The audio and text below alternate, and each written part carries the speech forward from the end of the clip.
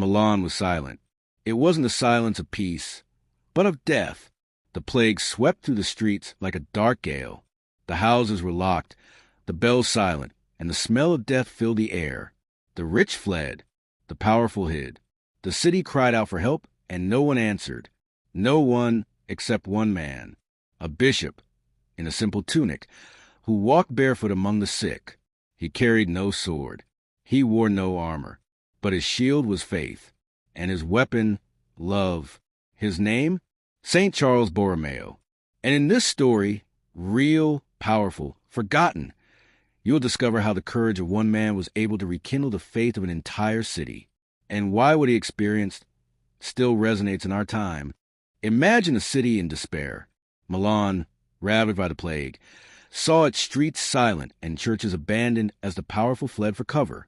But amidst the chaos, one man remained steadfast. St. Charles Borromeo, unlike any other, walked every alley, risking his life not for fame, but for love. While bodies were carried without honor, he led public processions, cross held high, and the blessed sacrament in hand. He organized makeshift hospitals, distributed food, cared for the sick, and above all, kept the flame of faith alive.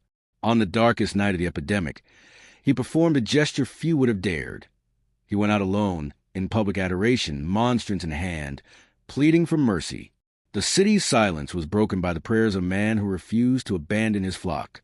It was there that he sealed his image as a shepherd, martyr, and symbol of Christian courage. But to understand this man's courage, we must go back in time, to the shores of serene lake in northern Italy, because it was there in a silent castle that a boy with watchful eyes and a restless soul was born. A boy who, even surrounded by luxury, learned that service is worth more than ruling, and that the faith taught by his mother would be the compass of his life. This man's strength began long before the plague. As a child, Charles was born into a noble family, but he was surrounded by values that surpassed gold. The influence of his mother, Marguerite de Medici, was crucial. With stories of saints told by candlelight, she planted seeds of faith in her son's heart. While noble children lost themselves in games and banquets, Charles sought the silence of the oratory. His first contact with charity was remarkable. During a cruel winter, he saw his mother sheltering starving peasants. He ran downstairs to help her, serving soup and handing out blankets. What for many was simply an act of generosity, for Charles was a living lesson. Loving one's neighbor is more valuable than any title. The image of those poor being welcomed in the castle remained etched in his memory. From that moment on, he understood that true nobility lay not in the crown, but in service. Time passed, and the boy grew into a young man. But rather than lose himself in the vanity of nobility, Charles chose the more difficult path. The cold corridors of the University of Pavia, the teasing of his classmates, the silent early mornings, everything shaped a steadfast heart. And it was there in the solitude of his studies that he began to hear, clearly, God's call. Time passed, and Carlos followed a solitary and demanding path, studying canon law in Pavia. A cold city, marked by academic rigidity and intellectual vanity, he faced ridicule for his hesitant speech and humble demeanor. While others sought status, he sought meaning. His nights were spent in prayer, his routine guided by discipline and silence. Every insult he received was transformed into inner strength. He began to see that his true calling was not the law of men, but the will of God.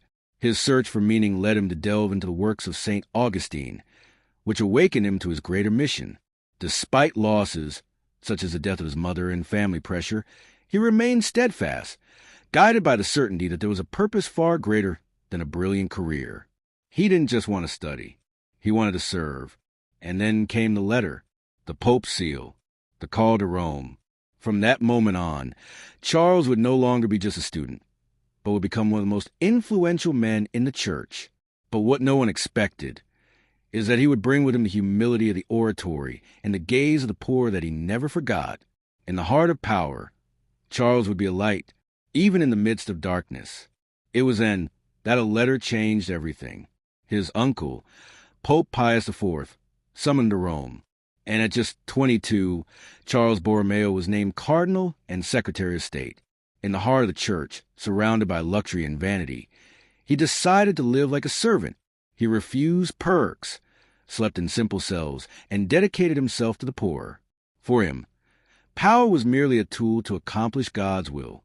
While many saw the Vatican as a palace, he saw it as a spiritual battlefield. Faced with the corruption of the clergy, his soul burned with indignation and zeal. And it was in this environment that he began his mission to reform the heart of the church. The young cardinal did not bow to political pressure.